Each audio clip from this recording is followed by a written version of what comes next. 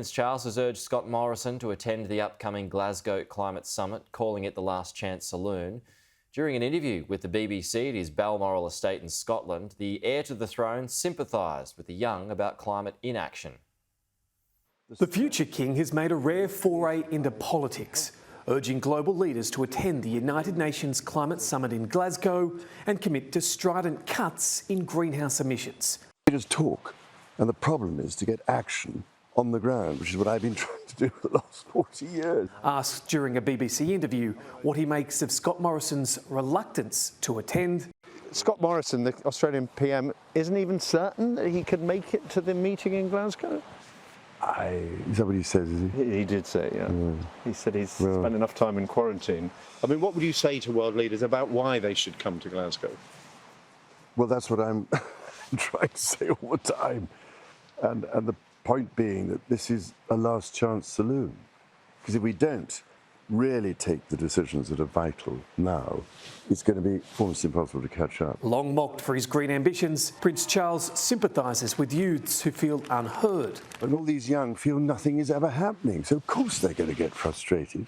I totally understand. We see through their lies and we see through their blah, blah, blah, and we are tired of it. Proving he's walking the walk, the future monarch details the steps he's taken to cut his own footprint, reducing his intake of meat and fish each week, even converting his beloved 51-year-old Aston Martin to biofuels. Runs on, can you believe this, surplus English white wine and whey from the cheese process. All food for thought, where the debate in Australia has destroyed governments and leaders.